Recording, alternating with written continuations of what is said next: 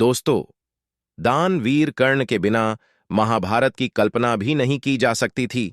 और हम इस बात से भी इनकार नहीं कर सकते कि दुर्योधन का मित्र कर्ण अर्जुन से भी बड़ा धनुर्धर था, क्योंकि महाभारत के युद्ध में स्वयं भगवान श्री कृष्ण ने कर्ण की तारीफ की थी। कर्ण एक शक्तिशाली योद्धा के साथ बहुत बड़ा दानवीर भी था। बिना युद्ध का परिणाम सोचे अपने कवच कुंडल तक दान कर दिए थे।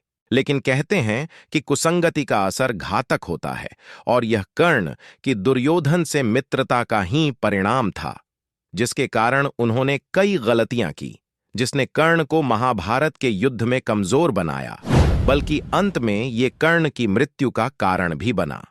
आज मैं आपको इस वीडियो में बताऊंगा कि भगवान परशुराम ने क्यों कर्ण को श्राप दिया था, वो श्राप जो कर्ण के लिए प्राणघातक सिद्ध हुआ।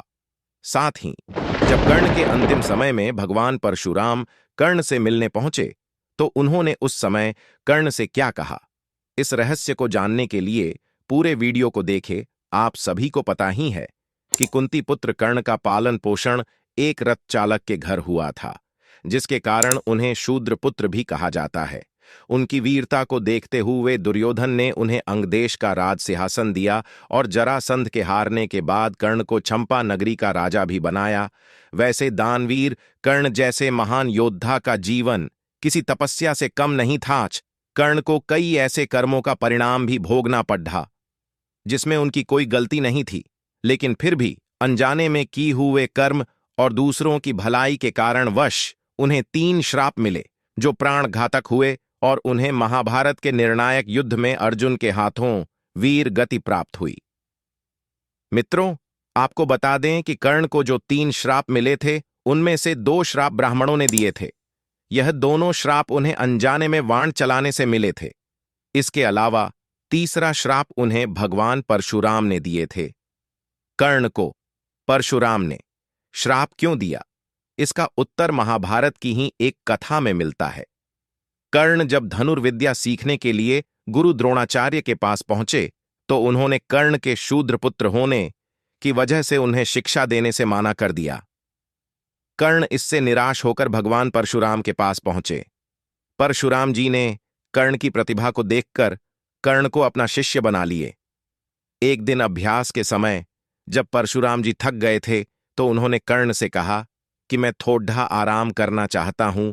तब कर्ण ने परशुराम जी के सिर को अपने जंघे पर रखा और परशुराम जी आराम करने लगे। थोड़े समय बाद एक बीछू आया जिसने कर्ण के जंघा पर डंक मरने लगा। तब कर्ण ने सोचा कि यदि मैं अपना जंघा हटाऊंगा तो गुरुदेव की नींद टूट जाएगी। इसीलिए कर्ण ने हिला तक नहीं और उसने बीछू को डंक मारने दिया, जिससे कर्ण के जंघे से काफी खून बहने लगा और कर्ण को भयंकर कष्ट होने लगा। जब रक्त धीरे धीरे परशुराम के शरीर तक पहुंचा तब भगवान परशुराम की नींद खुल गई। परशुराम जी उठ गए और यह देखकर भगवान परशुराम क्रोधित हो गए और कहने लगे कि इतनी सहनशीलता क्षत्रिय में ही हो सकती है। तत्पश्चात वे क्रोधित होकर बोले, तुमने मुझसे झूठ बोलकर ज्ञान प्राप्त किया है, इसीलिए मैं तुम्हें श्राप देता हूं कि जब भी तुम्हें मेरी दी हुई विद्या की जरूरत होगी उस समय तुम्हें वो काम नहीं आएगी। दरअसल भगवान परशुराम क्षत्रियों को ज्ञान नहीं देते थे, वे कर्ण को ब्राह्मण पुत्र जानकार ही ज्ञान दिया था। ऐसे में क्रोधित होकर उन्होंने कर्ण को श्राप दिया। और अंत में महाभारत के युद्ध के दौरान जब कर्ण और अर्जुन के बीच युद्ध चल रहा था, तब भगवान परशुराम की दी हुई विद्या को कर्ण भूल गए। महाभारत की रणभूमि में जब कर्ण अपने आखिरी समय में थे तब भगवान परशुराम उनके पास आए और कहने लगे कि इसी दिन के लिए तो मैंने कर्ण तुम्हें श्राप दिया था। हे पुत्र, इस युद्ध में विजय होने से तुम्हें कुछ नहीं मिलेगा। यदि वासुदेव कृष्ण के होते हुए तुम विजयी हो भी गए तब भी कंगाल हो जाओगे।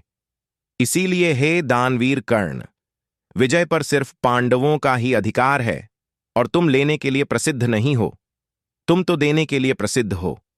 अपने भाग्य से संधि कर लो।